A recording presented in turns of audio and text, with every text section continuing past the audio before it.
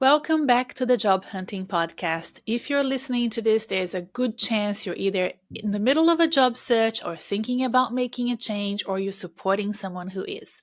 Either way, you know how overwhelming it can feel.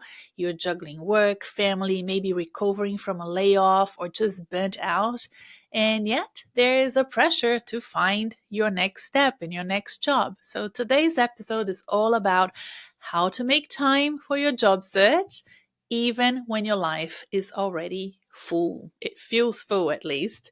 Inspired by productivity writer Nir Eyal, whose book Indistractable is one of my favorites. It's about reclaiming your attention and making time for what matters. We are going to apply similar thinking to job hunting. Because the truth is, finding a job takes time, and you won't find that time unless you create the time. We will look at how to design a job search routine that works around your reality, how to overcome distractions because they will appear, and excuses because we always have them, and how to make progress without burning out. Whether you are between roles or you're working full time or looking for a new job, I think this episode will help those of you that want to carve out the time to have a structure planned job search strategy, which is it's all I'm for. So let's get going.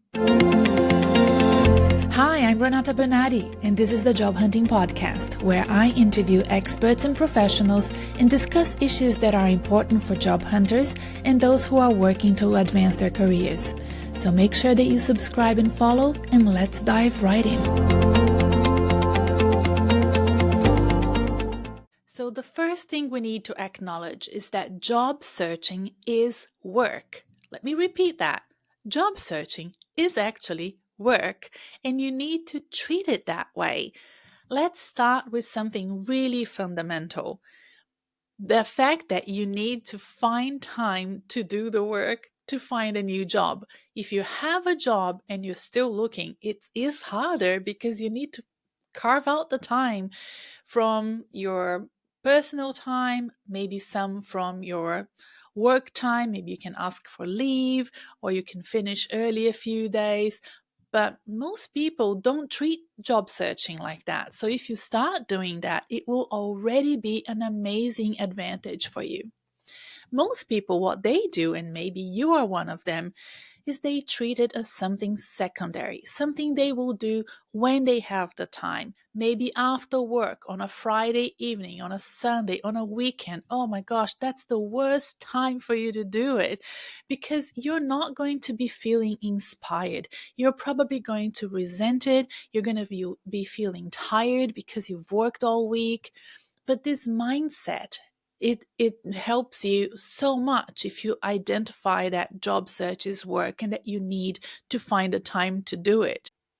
Because the other mindset, the mindset that thinks about job search as something you need to do when you have a little bit of time, it takes time away from your family or from things that you love to do, that is the mindset that sets you up to fail. So now you know, and I think you already knew, that what gets scheduled gets done. And what doesn't, really? That's how we do most things. It just gets pushed away. Job search gets pushed away again and again. And that's why so many people start the year in New Year's Eve and early in the year. We always get those, research shows that 70% of the workforce wants to change jobs this year. And then at the end of the year, we know it's not even half of that. It's like very little. And the reason is it's not scheduled. It just falls off the cracks because you don't do it. If you value your career, your income, your ambition, your purpose, then your job search deserves a spot on your calendar, and it deserves your investment in it as well. Not as an afterthought, but as a priority for you.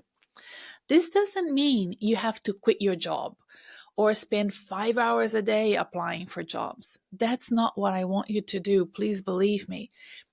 But it means that you have to have created a consistent, dedicated time to move your job search and your career forward. Now, let's talk about creating a job search routine that actually works. That is another huge challenge because I see a lot of people spending hours and hours doing tasks and then no result. And then they blame the environment, when in fact, what's happening is mostly they don't understand the technical aspects of finding a job and applying for jobs successfully. So let's talk about those routines that work. And let's be clear, something that we I need you to know is that job search is not a habit. Habits are things that you do without thinking, like brushing your teeth. Job search is an effort, unfortunately. It takes emotional energy out of you, it takes intention. What you need is a routine, a time that you've boxed up, that you've scheduled and blocked in your calendar in a week or in a day, where you sit down and you work on your job search. It starts small. It doesn't need to start big. Some people want to make too much of it too soon. When your mindset and your reflections about your career, they may not even be sharp enough for you to spend a whole week doing it. Why not just block 30 minutes on a Tuesday or a Thursday? Use that time to update your resume or just answer some of the questions that I invited you to consider in the previous episode 293.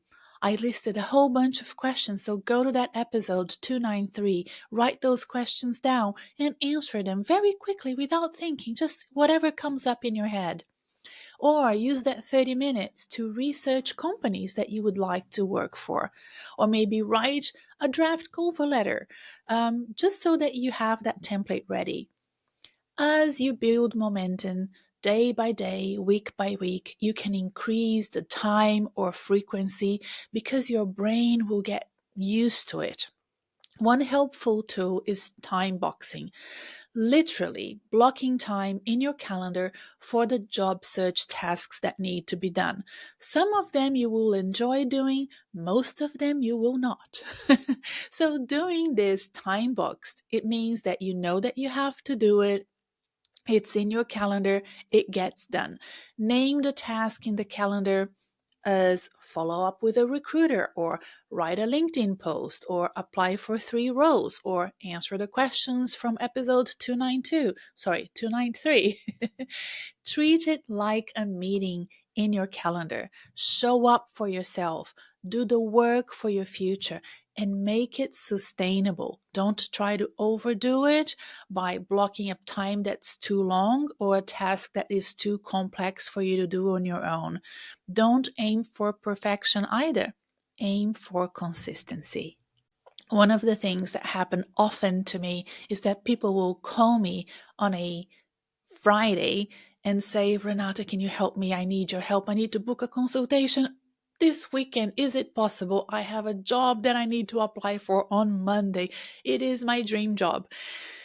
And frankly, I don't have the stamina to keep on going after coaching for an entire week. There are days during my week that I do 12 to 14 hours of coaching. So I really need my weekends. And that's why I've created Reset Your Career.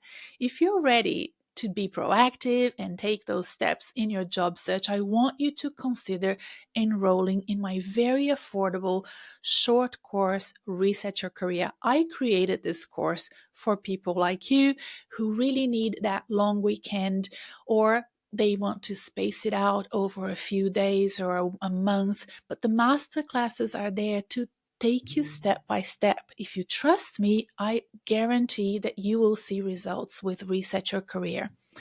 And right now, in the month of June 2025, until the end of the month, if you invest in Reset Your Career, you can then book a 30-minute one-on-one chat with me. As soon as you invest in it during the month of June 2025, you will receive an email from me personally, inviting you for a conversation and sending you a link to book your time.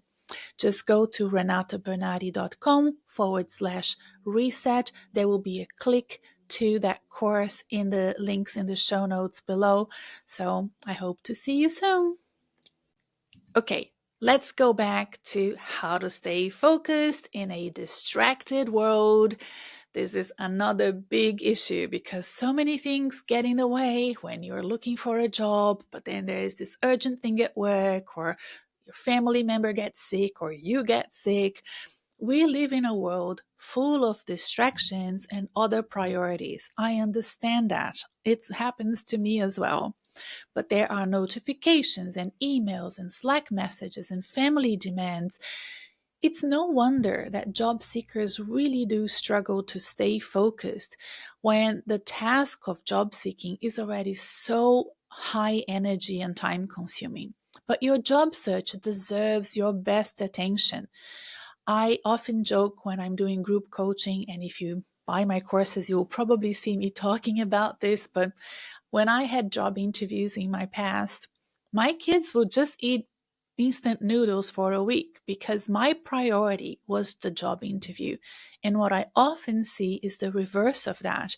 People that say, all right, I have a job interview next Monday, so I'm going to do everything I need to do. And then on Sunday, I will prep for the interview. That's not how you prep for interviews, everyone. So when it's job search time, treat it like a sacred time. Turn everything off. Notifications, other priorities. If you had a trip booked, you unbook it, you reschedule it. Because if you really, really want that job, your priority is to invest in it. Put your phone on airplane mode, use apps like Freedom. There's another one, I think it's called Turkey, Cold Turkey. Maybe you know, I don't have that one. If you need help blocking distractions, I think it's worth investing in those apps. And tell your family and your housemates or your friends, I will not be available for this next week, for this next weekend, for this next hour, if it's no little kids that need your attention all the time. It's really important to create that physical and digital environment that supports your job search and supports you being hyper focused, because the hyper focus has everything to do with flow. Csikszentmihalyi, who was a wonderful psychologist. I love his book. If you haven't read it and you're interested in positive psychology, Flow is one of the best reads. And it's all about really that beginning.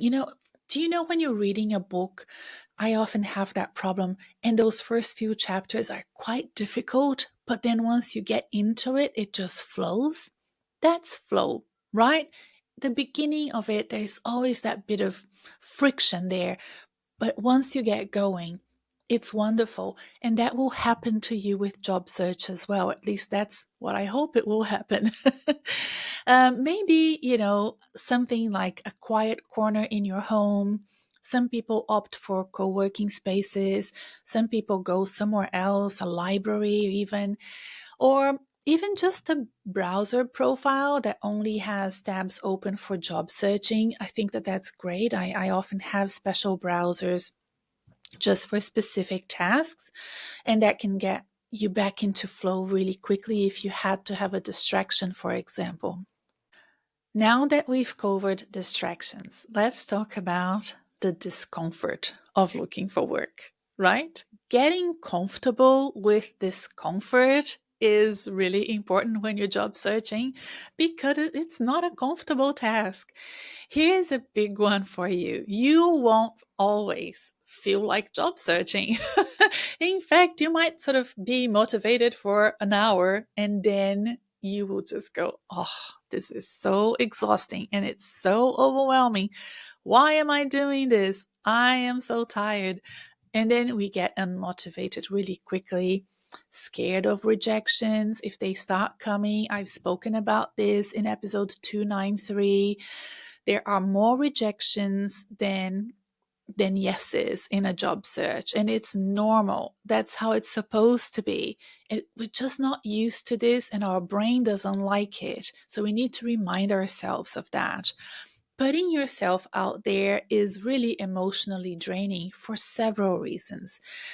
But here's the truth: if you wait until you feel motivated, you will never start. Okay? So expect the discomfort. Remember that the discomfort is part of that process and keep going anyway. Going back to my productivity expert, Nir Eyal, he talks about the idea that all action is about avoiding discomfort. And instead of trying to eliminate the discomfort, you need to learn to move with it, right? Understand that, you're not going to die of job searching. It's only uncomfortable, but it's not life threatening. One tactic is that you can do the 10-minute rule. If you're feeling distracted or unmotivated, say, I will just do this for another 10 minutes. And most of the time, once you get started, you might keep on going. That's what I hope. Let me know if it works. I really like that. Just another 10 minutes. Let me just give it 10 minutes and then keep on going.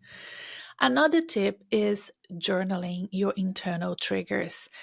Now, I often discuss this with clients as well, that I feel that one of the biggest problems that we have as human beings is that about 100 years ago, we decided to stop journaling. Up until then, we were very good at journaling. Many people have produced wonderful journals and diaries that we read today, and I love reading those journals and diaries. As somebody who worked with one of Australia's hero, John Monash. Monash was just so great at writing journals, and I have many of his letters that he wrote to his wife. His great grandson gave me a collection of journals and letters from John Monash, and it's so wonderful to see the time that people used to spend.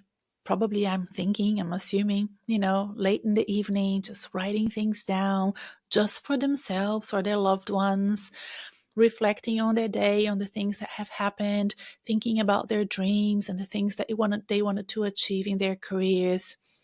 And now we don't do that anymore. We don't do that at all. So why don't you journal what is happening to you, your internal dilemmas, what thoughts come up when you sit down to work?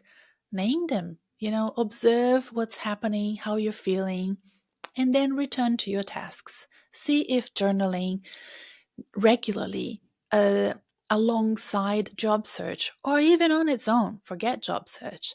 Try journaling and see if it helps you get more clarity about yourself and your feelings and what you want in life and your ambitions. I have collected a few examples which I'm trying to share over the next few episodes. I started doing that in the last episode, 293. And today I want to talk to you about Anna. That's not her real name, of course, but she came to me while she was working full time. So she paid to work with me as a private coach for 6 months because she was very busy, and 6 months is usually the time that people book as a retainer with a career coach if they know that they work full time and job search is something they will have to do on the side. And that's usually my advice for them as well. So Anna, she felt like her days were jam-packed, and they were, and that she had no energy to look for a new role. And yep, she didn't. I remember even that she contacted me, and then I told her, I don't think you can fit job search right now in your life, right? And I think that the honesty as well from a career coach, from my perspective, I want my clients to succeed. I want them to finish working with me with a job, right? So if I feel that I don't get the vibe that they can, in fact, invest not only financially to pay me, but time wise to do the work, I tell them. As I did. So I think it was only maybe 6 months later that we started working, and she said, now I'm ready. Now I understand, and I want to work with you.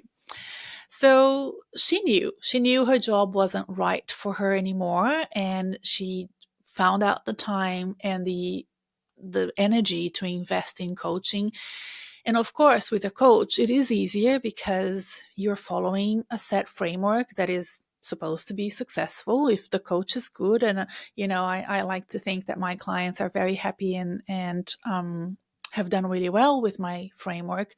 So we created a minimalistic routine for her, 3 hours per week. That's what we agreed on. So 1 hour for reaching out to people, 1 hour for tailoring applications, and then 1 hour for either having the one-on-one consultation with me or for watching the videos inside my coaching platform for my clients. So my clients have access to lots of content and resources, and then I will guide them through which modules they have to do, and usually the videos in those modules are about an hour. And she followed it, and even when it felt hard, she still did it, and that's what we've agreed on. 3 hours, no more. She didn't have any more time. Small kids, I totally understand. And it took about 6 weeks until she started getting into the flow of securing interviews and, working out time for her network. And I think she couldn't have done it without the pre-work, right? Because you can't just jump into people's time and book time to talk to them if you don't really know your pitch yet. If there is not at least a minimal viable pitch.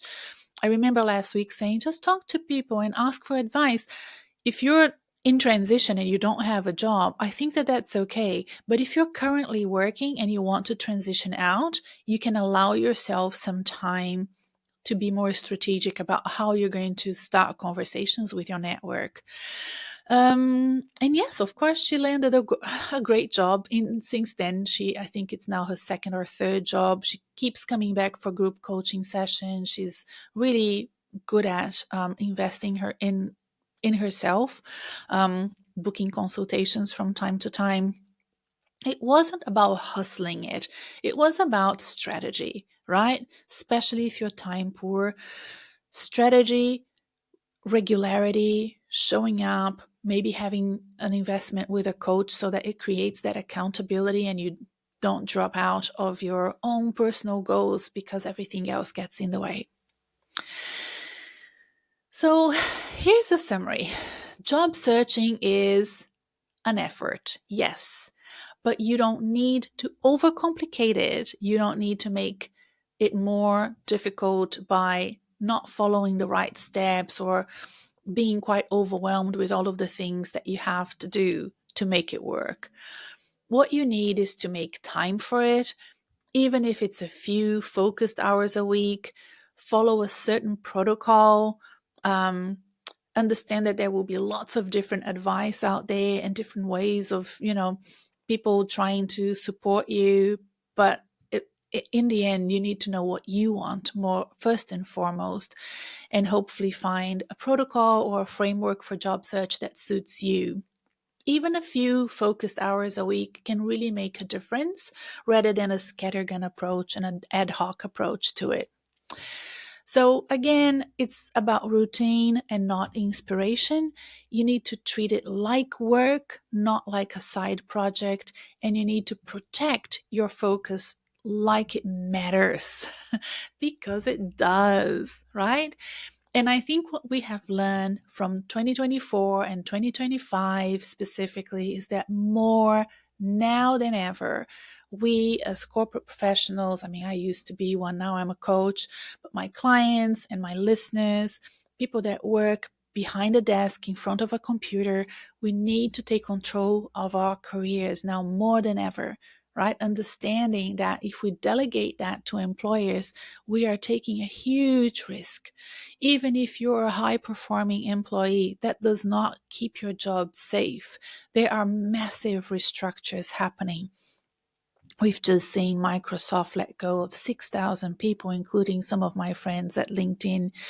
So it is important for us to understand that us spending time in our thinking about our careers, reflecting and journaling on our ambitions and what we want to achieve in life, understanding what the right roles for us are coming up in the future, having that future-oriented mindset is actually a very important investment of your time and effort, because you want to have a long career and you want to continue to earn money for years and decades to come. So next week, I will go deeper into how to stay grounded and focused. I'm thinking about the best way of introducing that. And everything feels out of control at the moment. I think for many people that are looking for work, there's a lot of instability in the market commercially for businesses. If you think about businesses that are still struggling with changes that are happening in the world with wars and taxes and student visas, like there's just so many things to consider. It's hard to actually make efforts and strategies for companies' growth. I mean, also let's think about AI. Even if politically and geopolitically everything was fine, we still have the intervention of AI into the corporate world. So we will talk about what to do and when the job market feels unpredictable, where where to land and how to move in the right direction that is the safest and less risky for you. That's next episode. Before we wrap up, I just wanted to take a moment to highlight this important initiative. I've mentioned it at the last episode as well.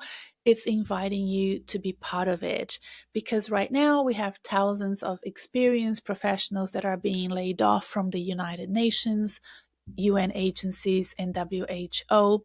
And these are people with deep expertise in global development, health, and humanitarian work.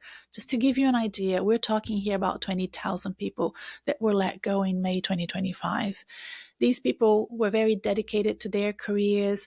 The current geopolitical environment means that the entire sector for them has been disrupted for lack of funding, and they're in deep transitioning not just out of a job, but potentially out of a career. Many of them are navigating a very tough job market, as you probably know personally, feeling lost and isolated and unsure about what's next. And that's why the team in UN agencies and LinkedIn Europe have created a program called Career Pivot Ally Network. You download this special banner, you add it to your LinkedIn, and that grassroots effort will help those that are transitioning out of the United Nations to connect with people like you. And that means that you might be able to provide them with a short chat, a conversation, some exchanges of messages on LinkedIn to provide them with some practical support. They might want to hear from what type of work you do. They might want to hear if you have, time to review their resume, if they work in a they're interested in the sort of work that you do right now, the sort of environment that you work right now. They might seek out specific people to have a conversation about it. You do not need to be a coach, of course. It's just, a nice thing to do for a group of professionals that is really trying to quickly find another job. If you've changed careers in the past, if you've been without a job in the past, you know how tough it can be. So if you want to be an ally, that would be fantastic. It's super simple. There will be a link on how to download that banner and what it means in the episode show notes. So go to the links that are mentioned in this episode, and the link to the ally program will be there. Please take a moment to check it out. It means a lot to me, and it will mean a lot to, so many professionals out there. It's a small action and it makes a huge difference. And, I'm really passionate about this project.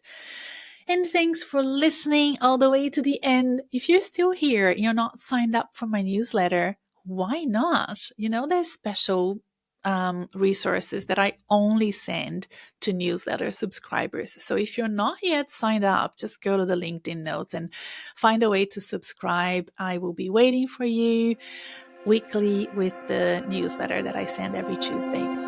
See you next time. Bye.